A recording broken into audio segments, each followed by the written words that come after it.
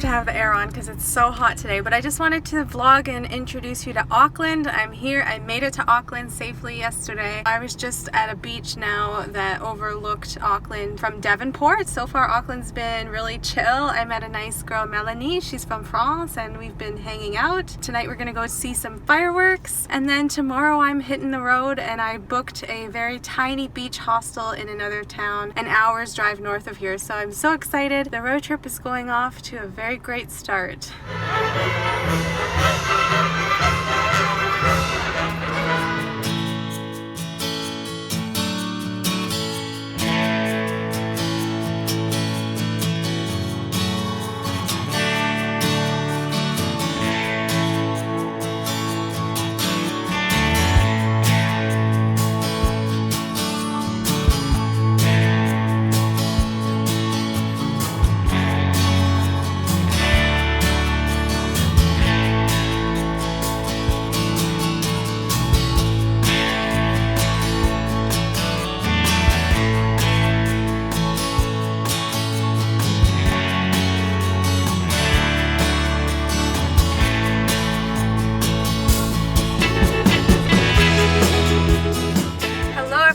And welcome to Mangawhai. I arrived just a little bit ago. My backpackers is just across the street. I have to check in. I left Auckland around 10 this morning. I shared some footage of going to this beautiful festival on the port, the Wharf of Auckland downtown, and they had a brilliant band that just had everybody up dancing, followed by fireworks. It was just an amazing event, and what really shocked me was that it was completely free, so totally accessible to all families and their budgets. I really enjoyed myself last night. It was a really nice way to end my 2 days in Auckland, and I hit the road this morning for one of the windiest drives so far. Like, I thought the Coromandel area was windy on the roads. No, this one was windy. To get down to Mangawhai off of the #1 highway, it was intense, but I made it. I had a lot of cars basically wanting to pass me because I was just not wanting to go fast on that highway. They have at 100 kilometers an hour you can go on this windy highway, and there was no way I was going anywhere over 80 kilometers because it was not it. I was not feeling secure going 100. It was a good drive day though. Hot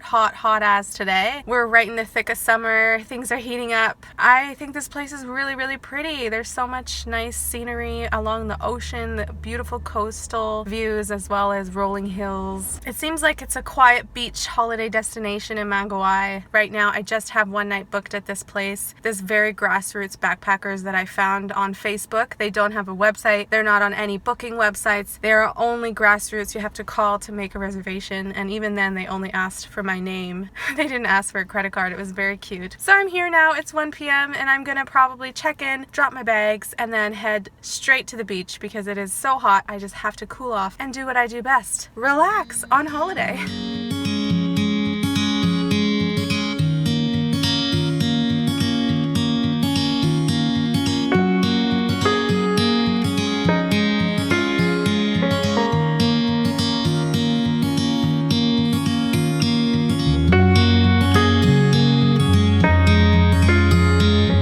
Got to be the best beach in all of New Zealand that I've been to.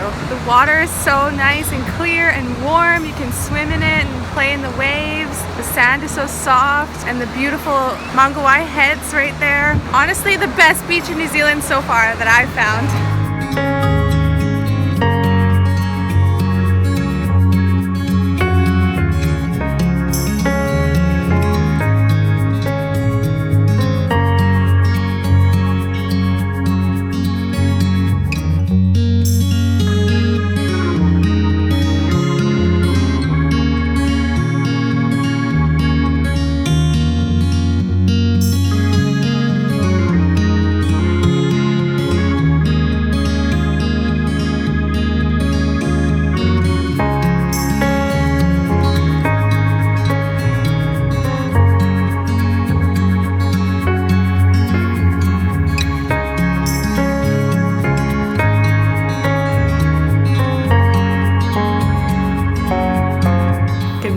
Mangawhai, so I decided to stay another night. I feel comfortable, I feel cozy here. I gave you a preview of what the downstairs looks like. It's like a house. There's other people that are living here longer term. It's very quiet. But so for today, it's gonna be another relaxing day in Mangawhai.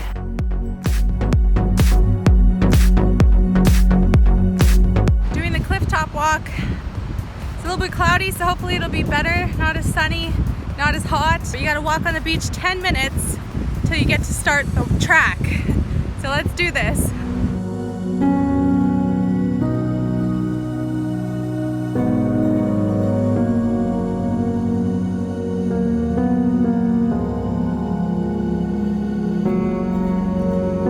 You have to hike along the beach till you see that sign, and then you start the track, which starts with a shit ton of stairs for about 20 minutes. So it gets your heart rate up right from the start. So you gotta go up there.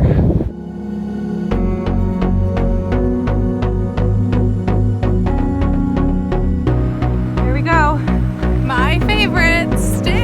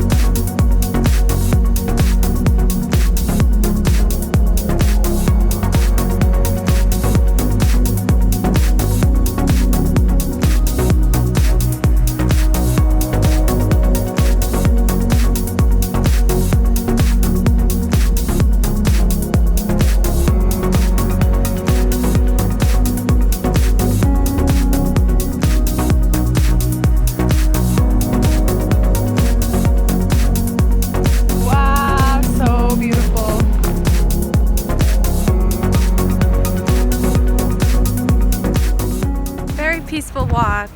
I'm just a little nervous about walking back on the beach because you cannot do it when it's high tide. I'm just a little bit nervous, so I may actually just walk back on the path and not on the beach, because if I get caught in high tide, that's not a good scene, and I don't know this place well enough to make that call. So I'm gonna do what's safest for me and just walk back on the track. I don't think I'm gonna do the whole track. That could take up to 3 hours of walking. What a beautiful walk so far. I've been about like an hour and a half I've been walking, so I feel like I saw a really good amount of the trail. I highly recommend this track.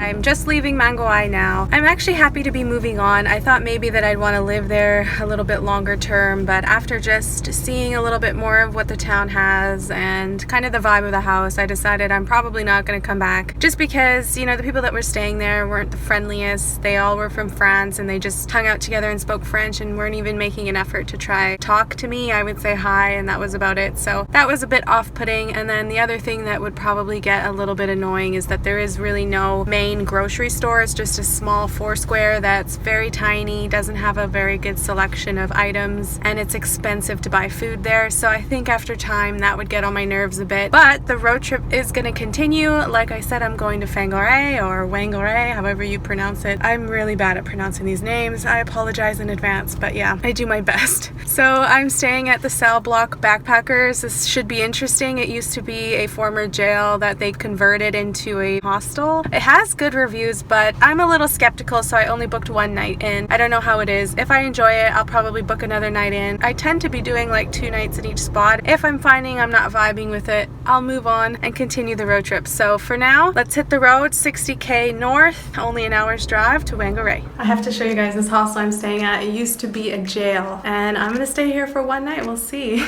how this is.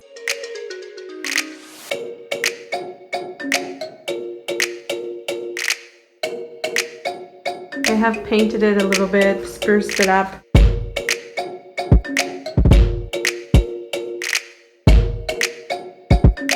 Wow, very, very unique. I can honestly say I have never ever stayed in a place like this, so this should be really interesting.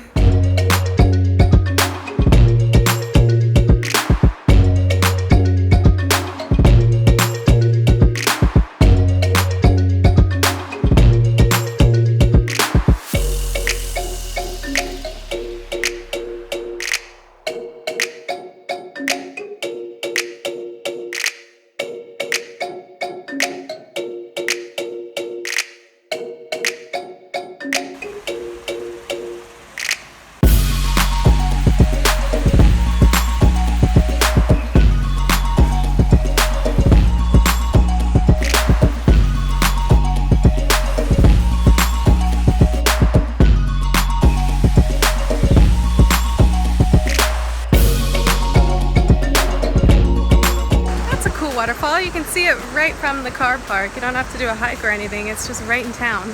Probably not wearing the appropriate footwear for this as I'm just in my sandals. But I'm gonna take this little bit of a walk down. I think there's a bridge that has another vantage point of the falls. So I'll just quickly do that. At least it's all in shade, but I'm so warm. It's crazy how warm it is. Summer is in full swing here in New Zealand.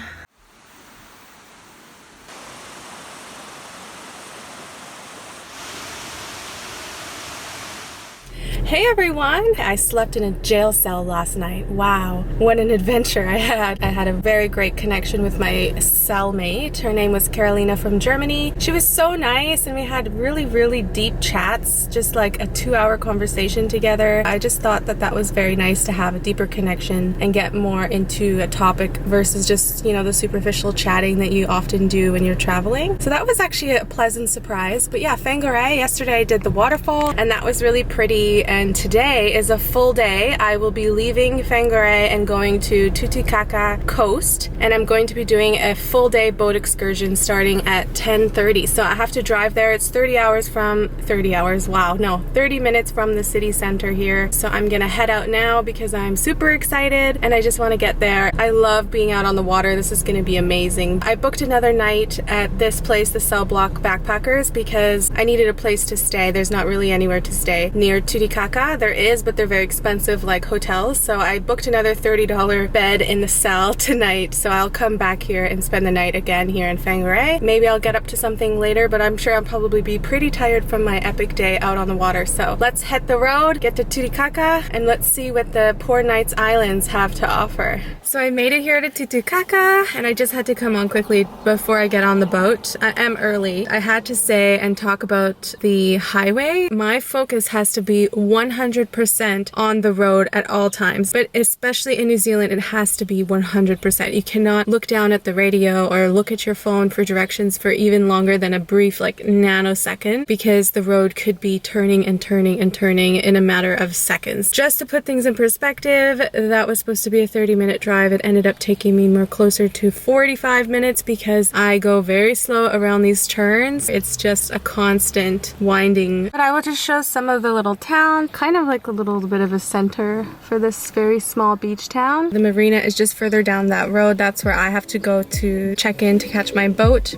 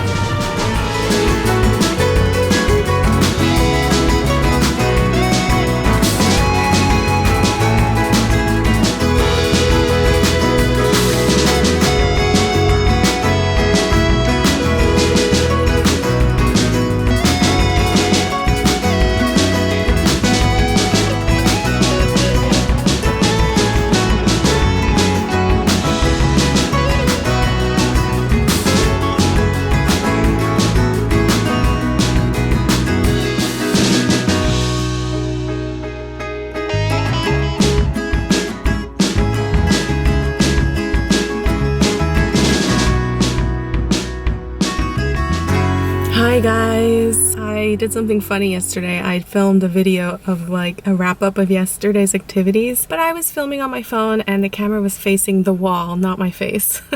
So I have to come on here this morning and talk a little bit about yesterday. It was such a beautiful day out on the water. It was worth every penny for that activity, to be on that boat, to go to Poor Knights Islands and do some amazing snorkeling. I remember I was in the water for an hour undisturbed, just snorkeling, not even realizing that I was out that long. We were at this spot to do a lot of water activities for over 2 hours, and people were kayaking, paddleboarding, snorkeling. It was very, very beautiful. I wore a wetsuit because the water was a little chilly. I saw so much fish, nothing like too extreme, like a diverse array like in Belize when I went snorkeling there, but there was a lot of beautiful fish, and swimming into the caves and the alcoves of the rocks in the islands was really unique. And there was one point where I swam into a cave and there were thousands of these small tropical looking fish surrounding me. Like they came right up to me. It was very interesting because like they just were not shy of me. They just surrounded me and it was beautiful, beautiful experience. So I highly recommend that.